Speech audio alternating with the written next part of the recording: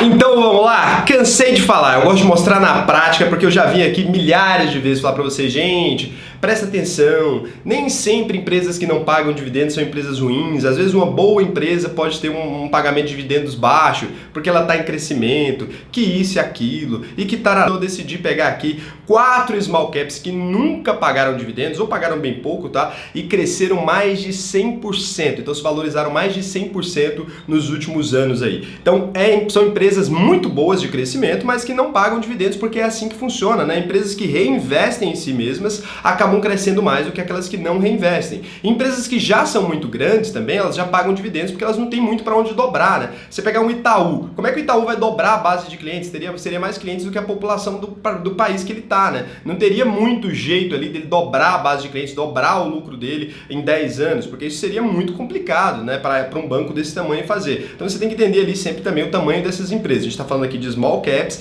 O que você usou como critério para definir que essas empresas são small caps? Tem gente que usa valor, liquidez, sei lá, mas para não alterar, né, para ficar assim uma coisa que a gente considerou small caps, eu peguei as empresas que compõem o SML 11, né, que é o índice ali responsável por medir o desempenho das small caps. Acho que assim fica um pouco mais fácil para a gente poder falar aqui dessas empresas, tá? Então, outra coisa que a gente precisa lembrar também é a diferença entre risco e prêmio. Óbvio que essas empresas que tiveram um crescimento desse tamanho, elas são mais arriscadas que as empresas que não tiveram esse crescimento, né? Porque se você considerar ali, o mercado sempre premia o risco. Então, quando a gente está falando dessas empresas, não significa que elas sejam maravilhosas, não significa que é a melhor empresa para você investir. Crescimento passado não é garantia de crescimento futuro. A gente não tem bola de cristal para te afirmar, olha, essa empresa vai crescer, vai dar porrada. Ninguém tem, né? A gente só pode falar o que já aconteceu. A gente é melhor como ser humano analisando coisas que já aconteceram e encontrando motivos pelas quais aconteceram do que olhando para o futuro e falando o que vai acontecer, né? Uma empresa com o mesmo indicador que a outra, nesse momento, pode não ter o mesmo desempenho que a outra, porque o mercado mudou, já existe essa concorrência. Então, é uma coisa. Outra coisa que a gente precisa considerar, né, é uma correlação direta entre o preço dessas empresas e a crise. Elas poderiam ter se valorizado até muito mais do que isso, mas acontece que a gente está em crise, então a gente vai ter que falar aqui dos números delas hoje, né? Vamos começar aqui com o Iven, que é uma empresa do ramo de construção civil. Iven 3 é uma empresa que eu tenho em carteira. Ela é a fusão ali da ABC Investimentos com a Terepekins Calil, tá? Ela entrou na bolsa em 2007, é uma das maiores construtoras aí da região metropolitana de São Paulo, com atuação estratégica também no Rio de Janeiro, no Rio Grande do Sul. Ela tem ela fez mais de 2.000 lançamentos ali em 2019. É uma empresa bem grande e ela teve uma valorização aí na cotação dela de mais de 156,48% em 2 anos. É absurdo ali o crescimento dela. Hoje a ação está cotada aí em R$ 9,90, mas já esteve bem mais barata ali nos anos de 2009 e tal. Ela já esteve bem mais barata. É claro que ela também já teve a ação um pouquinho mais elevada, mas a gente está pegando aqui dos últimos 10 anos ali mais ou menos, quando ela estava em 2009, considerando para agora o volume de cotação dela é uma coisa que oscila demais, porque empresas da construção civil normalmente elas têm essa questão, né? Então é uma empresa que está na minha carteira. Eu até gosto relativamente de Iven, mas é um mercado extremamente arriscado e eu não gosto tanto do mercado de construção civil. Escolhi uma small cap ali porque eu queria ter uma participaçãozinha em construção civil,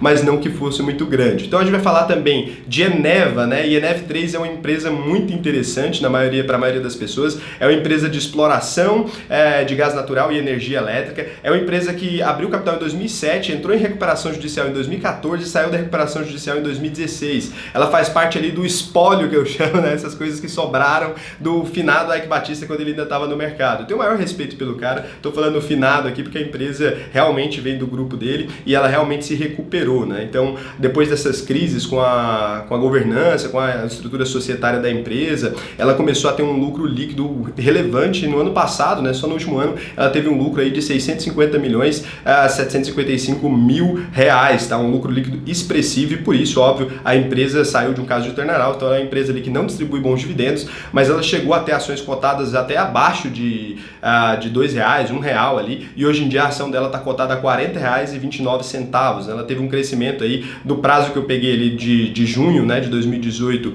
até agora, 2020, ela teve um crescimento aí superior a 213,79%, uma empresa que cresceu demais e deu uma porrada aí no mercado que as pessoas não esperavam, né, principalmente por conta do Eike Batista. As pessoas não esperavam aí que essa empresa realmente tivesse a capacidade de se recuperar, mas ela se recuperou. Outra empresa aqui também muito interessante que a gente vai falar é a PetroRio. A Prio 3 é a maior produtora independente de petróleo no Brasil. Quando a gente fala independente, por quê, né? Porque você tem essas empresas aí, por exemplo, a Petrobras, que é um monopólio, pertence ao Estado e tudo mais. Então ela é a maior produtora independente de petróleo no Brasil. Ela atua na exploração e comercialização do petróleo, ela tem várias fontes de extração, uma delas é em Frade, uma delas é em Polvo, a outra é em Tubarão Martelo, também é 80% dela, e em Manati, que é 10% dela só. Então é a empresa responsável por poços maduros, aí, ela cuida desses poços. Quando a gente fala poços maduros, já estamos falando que poços que têm uma extração constante de petróleo, e ela também prospecta ativos mais recentes, procurando mais aí. A empresa é conhecida por ser extremamente eficiente, ela tem um lifting cost, preço dos custos sobre produção do barril de 17,3 dólares, isso é considerado muito eficiente. Empresas como a Petrobras, por exemplo, tem um custo de mais de 30 dólares para o barril.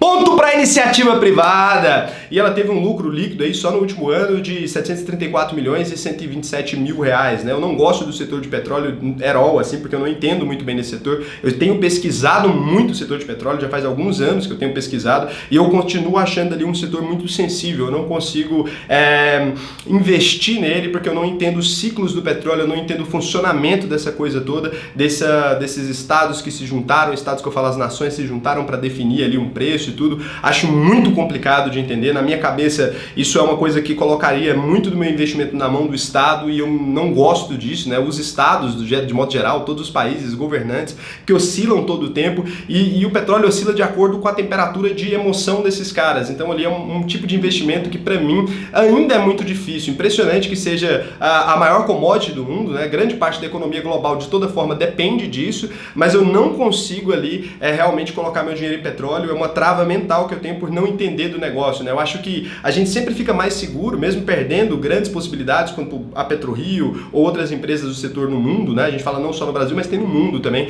várias empresas do setor. Eu acabo perdendo essas oportunidades para não me arriscar em negócios que eu não conheço, para não ir ali e fazer papel de otário, né? Então, quando você não entende de um investimento, às vezes, não sempre, mas às vezes, na maioria dos casos, é melhor você evitá-lo, tá? Então, assim que eu tiver mais confortável para falar sobre petróleo, eventualmente, na hora que eu falar assim, cara, entendi, tá? Então agora eu entendi, só que a coisa é muito grande ali e lida com vários países de maneiras diferentes, então ainda não entendi, então portanto não tenho investimento em petróleo, considero um setor ruim no meu ponto de vista por não entender, né? Talvez por ignorância eu considere um setor ruim, e é normal, gente, a gente tem ali tantas coisas que a gente entende demais, igual o setor de tecnologia, eu conheço poucas pessoas que entendem tanto quanto eu. Se você vê, ontem a gente fez inclusive uma live ali com o Guilherme Assis, né, lá do Gorila, a gente conversou muito sobre tecnologia, é um mercado que eu entendo bastante.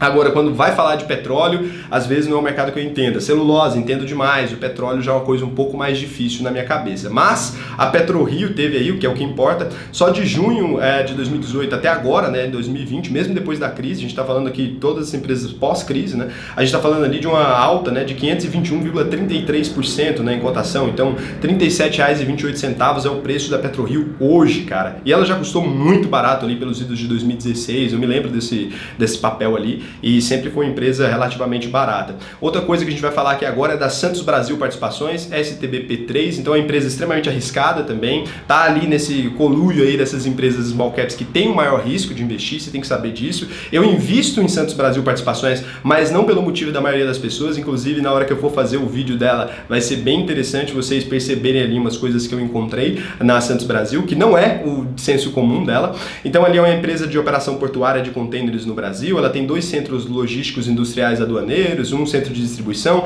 e frota própria de transporte rodoviário, 3 terminais de contêineres, uma série de coisas, não vou aqui ficar falando dela porque ainda quero fazer um vídeo dedicado a ela, e mais de 130 frotas de veículos próprios ali. Se você olhar, ela é realmente uma empresa que não pagou dividendos, pagou pouquíssimo dividendos, e ali se você considerar, então ela teve desde 11 de junho de 2018 até agora, uma alta aí de mais de 128,50%, uma alta bem expressiva, e se você pegar mais no passado, esse número ficaria mais alto ainda. Eu não quis ser sacana nesse sentido, porque é muito fácil, né, vir aqui mostrar um monte de número altão e falar, olha, isso corrobora com o que eu penso. Não é isso que eu queria colocar essas empresas na cabeça de vocês, para vocês entenderem de fato que as small caps, elas têm uma porrada maior, elas são mais sensíveis às crises, né, então quando tem crise também elas caem muito mais e com uma força muito mais violenta, mas também na recuperação da crise elas voltam com a mesma força violenta que elas caíram, a não ser que elas quebrem, porque como essas empresas não são tão estáveis ainda, elas têm esse risco de quebrar. Agora, último recado, cara, lá no meu meu Instagram, nos meus stories, eu tô fazendo uma série sobre indicadores fundamentalistas. Todos os dias eu falo um indicador,